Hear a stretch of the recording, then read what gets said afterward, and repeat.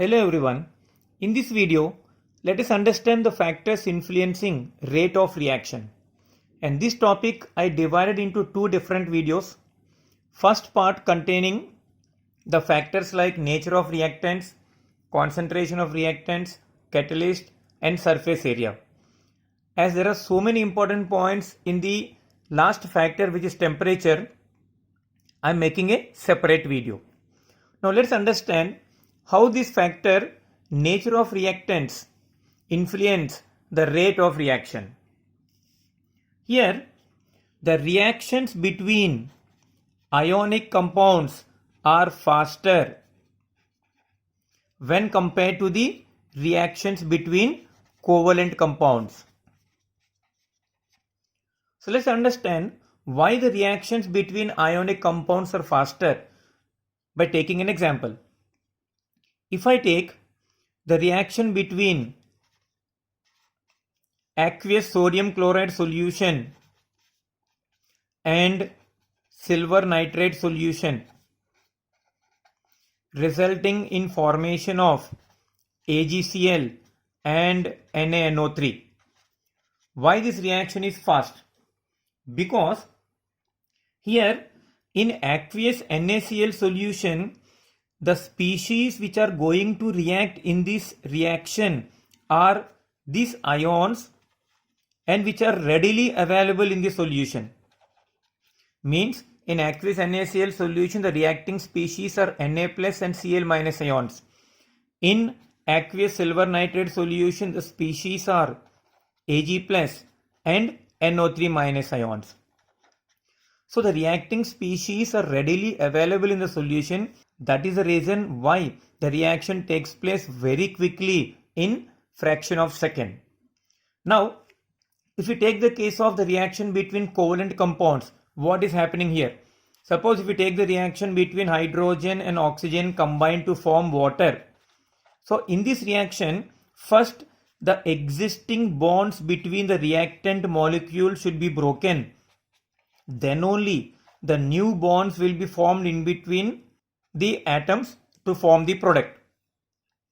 So here the bonds between hydrogen atoms should be broken first and the bonds between oxygen atoms should be broken first. Then only new bonds will be formed in between oxygen and hydrogen. So this involves lot of energy changes and it even takes time also. And that is the reason why the reaction between covalent compounds are slow and reactions between ionic compounds are fast. It does not mean that all the reactions between covalent compounds will be slow. Suppose if we take these two reactions, even though these reactions appear to be similar, but this particular reaction is fast reaction when compared to this one. This is because different amounts of energies are required for breaking of this particular bonds. Means the energy required for breaking the bond between nitrogen and oxygen is different from the energy required to break the bond between carbon and oxygen. So different amounts of energies are involved here. That is the reason why one reaction is fast and one reaction is slow. So to conclude this particular factor, we can say that the reactions between ionic compounds are fast and reactions between covalent compounds are slow, because for covalent reactions, breaking and making of bonds takes place. Now when you compare these two reactions, as different amounts of energies are involved while breaking the bond and formation of the bond, that is the reason why one reaction is faster and the other reaction is slower. And the next factor is concentration of reactants.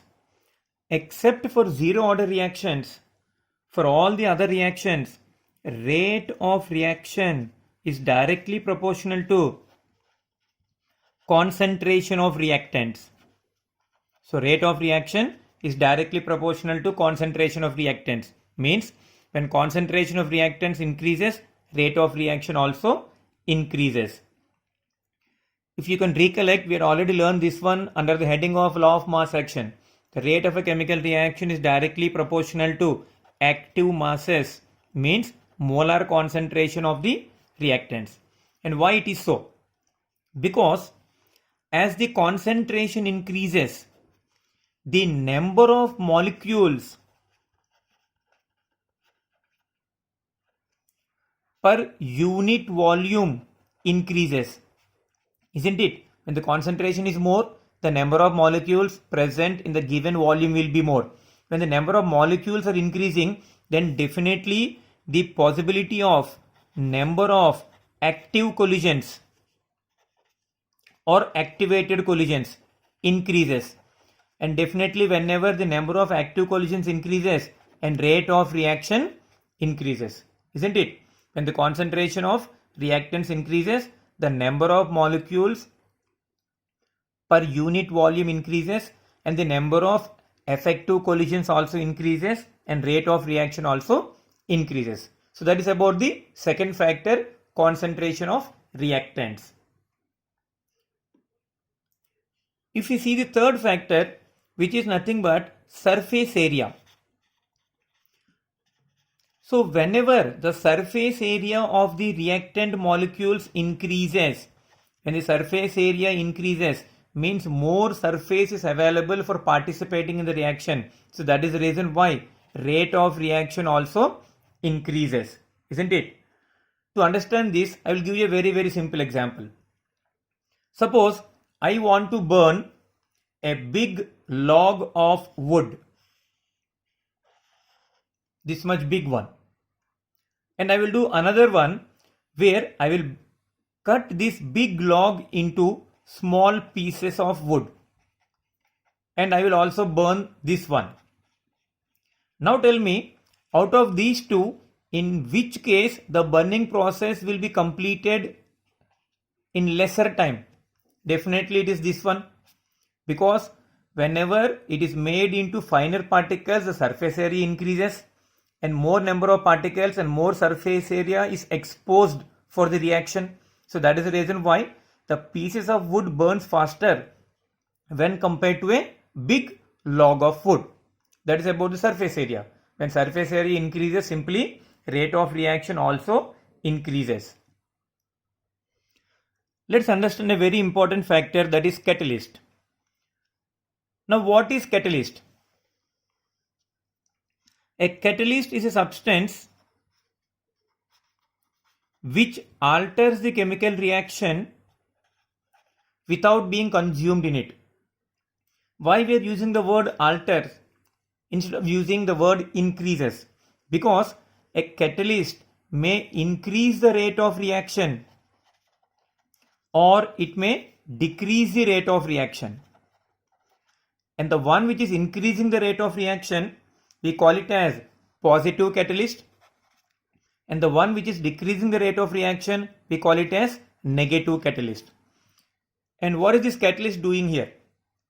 Here, in presence of catalyst means in presence of positive catalyst, the reaction takes place quickly, because the reaction takes place through a different path in which the activation energy is lower.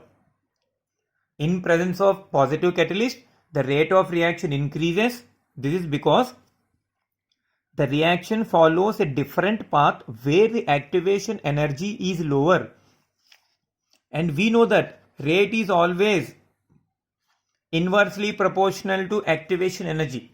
Those reactions with less activation energy are faster than. So in presence of negative catalyst, the rate of reaction decreases because the reaction follows a different path where its activation energy is higher. Let's understand this graphically.